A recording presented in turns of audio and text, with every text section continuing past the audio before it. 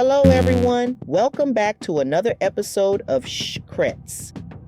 Your favorite faceless YouTuber is here with another deep dive into the complicated, heartbreaking, and mysterious relationship between Sean Diddy Combs and the late, great Kim Porter. With Diddy facing 14 indictments, the spotlight is back on him, and the whispers about what really happened to Kim are getting louder.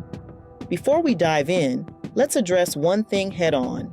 There's a book being floated around online, supposedly Kim Porter's memoir.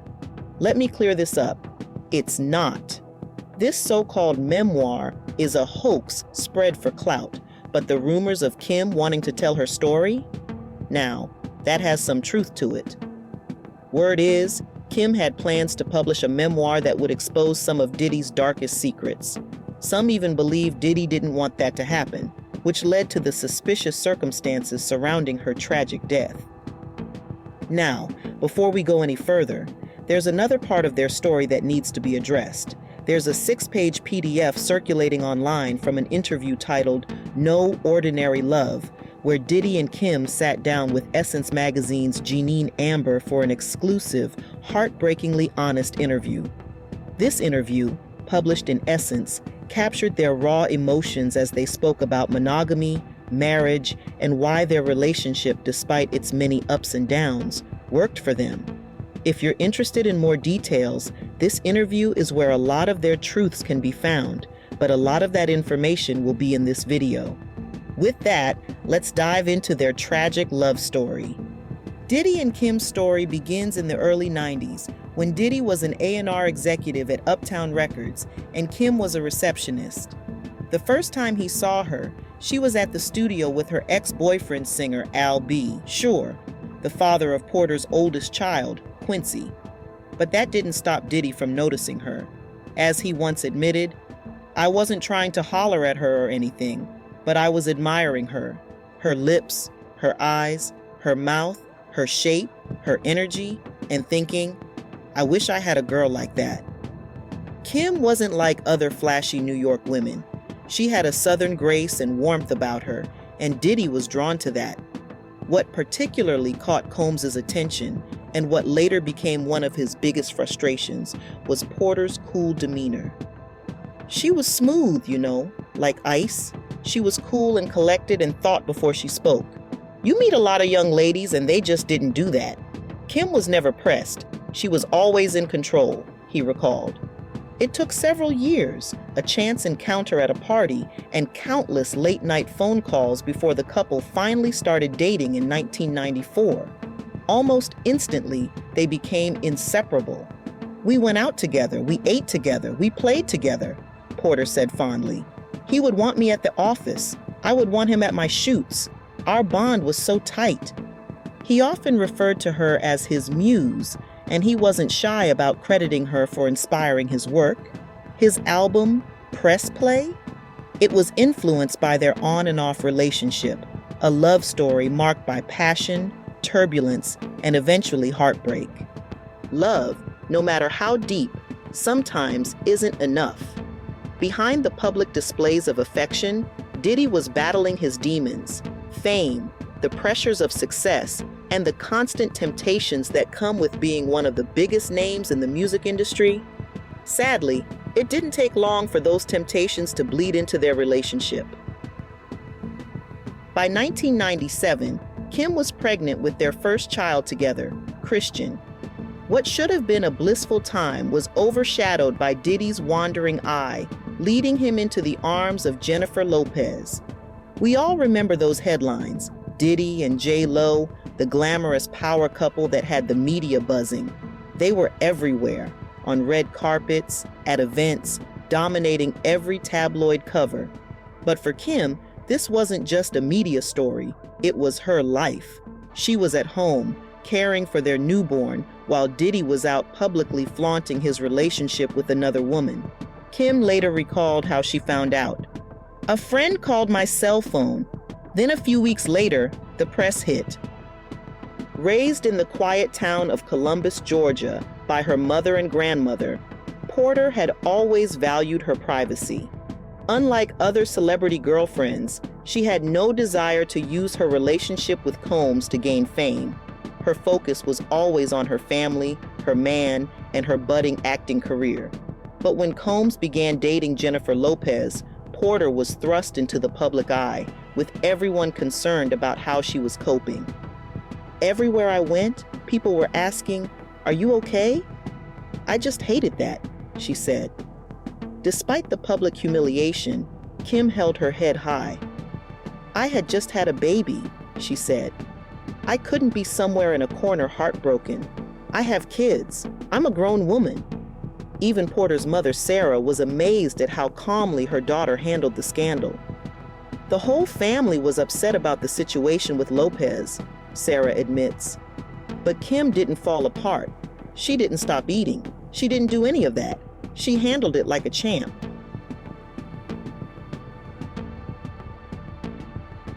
Kim didn't allow the world to see her pain, but that doesn't mean it didn't affect her deeply. Diddy loved Kim, there's no doubt about that. But love isn't enough when there's betrayal waiting around the corner, and with Diddy, there was always something pulling him away. Kim wasn't the type to just sit and suffer in silence, though. She kicked Diddy out of their house and changed the locks. Diddy, meanwhile, couldn't let her go. He later admitted that while he was publicly dating J-Lo, he was still calling Kim, sometimes 50, 60 times a day. According to Kim, she knew what was really going on, saying, "That relationship wasn't real. He was still in love with me." Still, the pain of his betrayal was real, and it took a toll. At one point, Kim even admitted to throwing a TV at Diddy. "It was a small one," she said with a smile. Despite the drama, the fighting, and the heartbreak, Kim eventually took Diddy back. Why? Perhaps because, as he often said, Kim brought him peace. Diddy confessed that his relationship with J-Lo was all about energy and excitement, but with Kim, he could breathe. For Diddy, the narcissist that he is, part of the problem was Porter's laid-back attitude, which he had once found so attractive. "I'm used to applause when I walk in the room, and she was just too cool," he explained.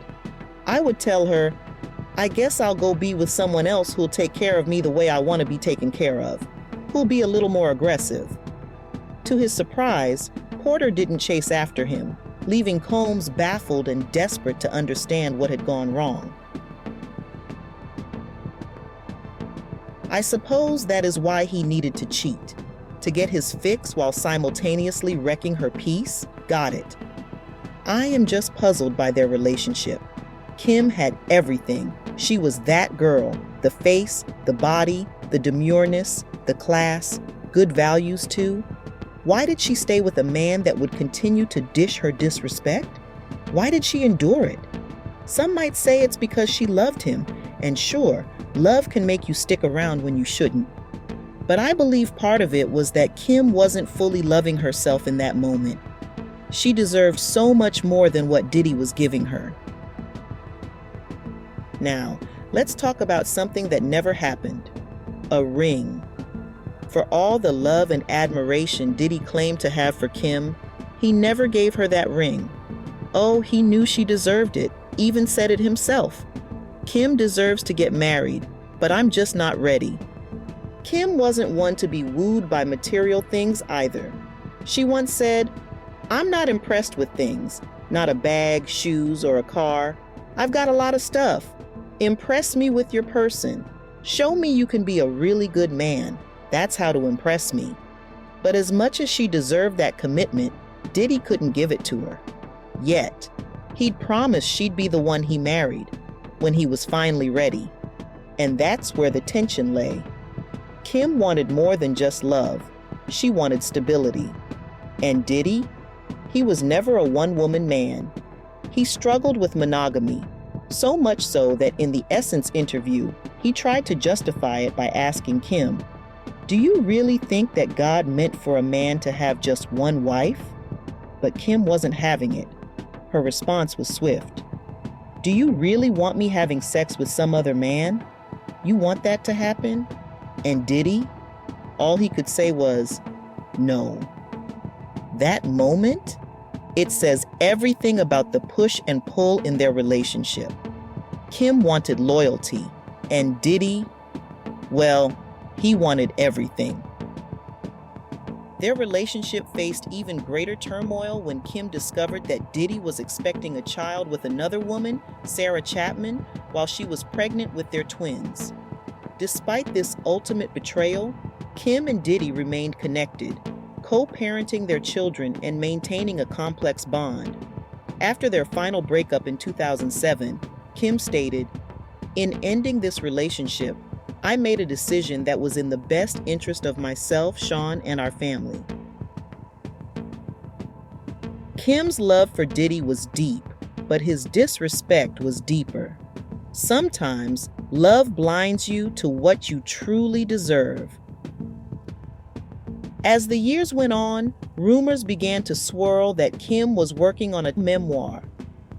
This wasn't just going to be a book about her life. It was rumored to contain some of Diddy's most well-guarded secrets. Allegedly, the memoir would have exposed everything: Diddy's business dealings, his personal life, and the darker side of being the king of bad boy. Many believe that if the memoir had been published, it would have shattered the carefully curated public image Diddy had built over the years. The timing of these rumors, just months before her sudden death, has raised questions ever since. In November 2018, Kim Porter was found dead in her home at just 47 years old. The official cause of death was pneumonia, but to those close to her, the circumstances surrounding her passing felt too coincidental. Speculation soon emerged. Could Kim have been silenced before she could reveal too much? Was her death truly a tragic accident, or was something more sinister at play? Diddy, a man known for fiercely protecting his empire, couldn't afford for Kim's story to come out. At least, that's what some believe. Friends and family have hinted that Kim had plans to reveal things Diddy didn't want the world to know. Whether or not that's true, her death left many unanswered questions. Kim was healthy, vibrant, and had much of her life ahead of her. Even if her death was from natural causes, it's hard not to wonder what might have happened if she had lived long enough to tell her story. In the end, Kim endured betrayal after betrayal throughout her relationship with Diddy. She remained graceful and strong, but ultimately, she didn't receive the peace or justice she deserved. Her untimely death and the whispers surrounding it have left an indelible mark on those who knew her, and on the public, who still question what truly happened.